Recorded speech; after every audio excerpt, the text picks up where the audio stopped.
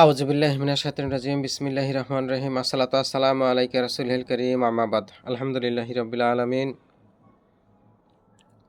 প্রিয় ফেসবুক বন্ধুরা, যারা ডাক্তার বন্ধুরা আছেন, আমি আপনাদেরকে একটা আজকে নতুন কিছু দেখানোর জন্যই মূলত ফেসবুকে এসেছি। আপনাদেরকে একটা জিনিস দেখাচ্ছি, দেখেন। আমরা সাধারণত বলে থাকি না যে হোমিও ডাক্তার, আমাদের দেশে অনেক হোমিও ডাক্তার আছে। ডাক্তাররা কি করে দেখেন, আমাদের দেশে অনেক হোমিও ডাক্তার আছে যারা চিকিৎসার নামেও অপচিকিৎসা, যেগুলো আসলে কাম্য না আমাদের। এরা লক্ষণভিত্তিক চিকিৎসা জানে না, এরা রোগের চিকিৎসা করে, রোগীর না। সেই ক্ষেত্রে দেখেন আমার সামনে উপবিষ্ট আছে আমার এক রুগী। বয়স কত হবে তোমার? 20 বছর। 20 বছরের এই রুগীটা, উনি সম্ভবত উনি একটা পাইলস রোগীতে ভুগতেছেন আজকে 1 বছর ধরে। তো আমাদের এই সিরাজগঞ্জের কোনো এক জায়গা থেকে হয়তো একটা হোমিও ডাক্তারের ওষুধ খাচ্ছেন উনি। দেখেন প্রেসক্রিপশন ওনার দেখাচ্ছে কিছু, দেখেন তো আপনারা বুঝতে পারেন কি না। এই দেখেন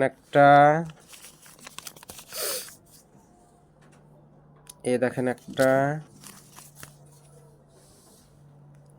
বুঝি না, হাইড্রো কি প্রোবানাম কি জানি, নামও বোঝা যায় না, কি জানি ওষুধ।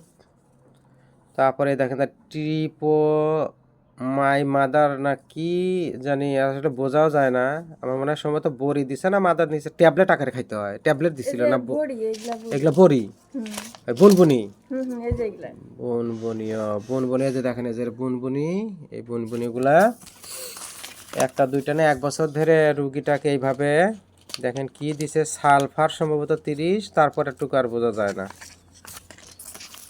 তারপরে ওই একই ওষুধ দিয়ে চলেছে ট্রিলো পায়ো মাদার নাকি। তারপরে এই যে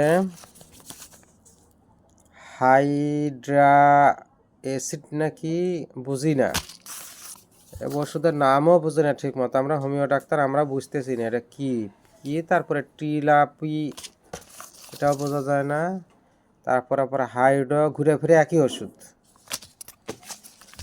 তারপরে সালফার 200, আর তারপরেরটা কি এটা তো বুঝতে পারি না, বোঝা যায় না।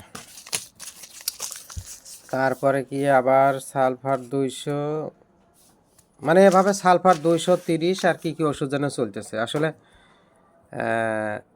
আমাদের এই যে ডাক্তারগুলা মশলামরি ডাক্তার, একটার পর একটা ওষুধ, সালফার 30, 200, ভায়োলা কি, ট্রাইকো, হাইড্রো কি সব ওষুধ যেগুলো বুঝি না, সেই ওষুধগুলা দিয়ে 1 বছর ধরে ওষুধ খেয়েছে। 1 বছর ধরে ওষুধ খেতেছেন, আপনার কোনো সমস্যা মেটে নাই? না, মাঝখানে একটু কমছিল, তারপরে থেকে আবার এইরকমই বেশি হয়েছে?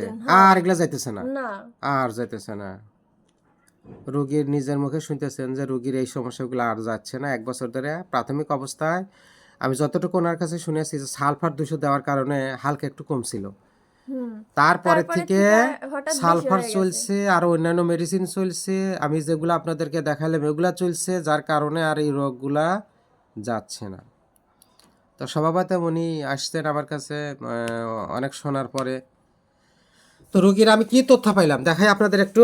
আমি রোগীর কি তথ্য পেলাম, রোগীর মলদ্বারে যে সমস্যাটা আছে, মলদ্বারে আঙ্গুরের থোকার মতো ফোলা।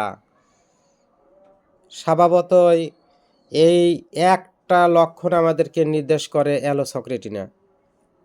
মলদ্বারে আঙ্গুরের থোকার মতো ফোলা, ব্যথা, জ্বালা, চুলকানি সাধারণত আমরা অ্যালোসক্রেটিনার মধ্যেই দেখতে পাই। তো তারপরে আমি আর কিছু লক্ষণ নিলাম। সাদা স্রাব বেশি, চুনের মতো, হট পেশেন্ট, ঘাম বেশি, পিপাসা নাই, পায়খানা কোষ্ঠবদ্ধতা আছে, পেশাব ভালো আছে, খাবারের ভিতরে উনি লবণ পছন্দ করে, ঝাল পছন্দ করে, মাংস পছন্দ করে, মাছ একেবারে পছন্দ করে না, খাবার দাবার একটু গরম পছন্দ করে, রাগ বেশি, রাগ সহজে কমে না, আর ওনার ফেয়ারের ভিতরে যেটা পেয়েছি সেটা হলো উনি সাপের প্রচুর ভয় করে, তাই না? আপনি সাপের বিষয় ভয় করেন, অন্য কোনো কিছুতে আপনার ভয় নাই, কিন্তু সাপের ভয় বেশি। বেশি। এর মানে যদি আপনি মোবাইলে সাপ দেখেন তাও ভয় করেন। হ্যাঁ। আলহামদুলিল্লাহ, আমি এটা স্ট্রং ফিয়ার স্নেক। আর যে জিনিসটা পাইছিল ড্রিমস অফ স্নেক, আপনি স্বপ্নেও সাপ তাড়া করে আপনাকে, স্বপ্নেও সাপ দেখেন। হ্যাঁ। উনি মাঝে মধ্যেই স্বপ্নে সাপ তাড়া করে, স্বপ্নে সাপ দেখে, এটাই তো বলছেন আপনি। হ্যাঁ। আর মানে স্ট্রং ড্রিম, উনি মাঝে মধ্যেই সাপকে তাড়া করা দেখে, সাপ সবল দিতেছে, সাপ তাড়াইতেছে, এটাই তো দেখেন।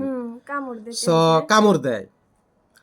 তাহলে strong dream, snake, fear of snake, hot patient, desire for chilli. সাধারণত আমরা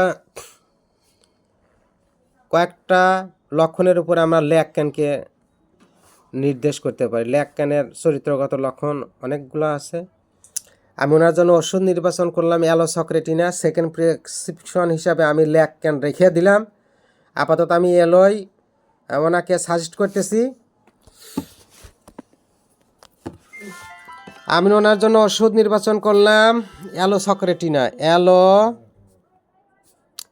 200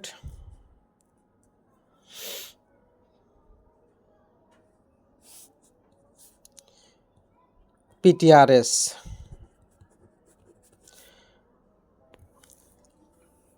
অ্যালোসক্রেটিনা 200 PTRS অ্যাকাউন্টস। ভালো থাকবেন সবাই, সুস্থ থাকবেন। 1 মাস পরে আমি এই রোগীটার আপনাদের ফলো আপ দেখাবো ইনশাআল্লাহ তাআলা। ভালো থাকেন। আসসালামু আলাইকুম রহমতুল্লাহ।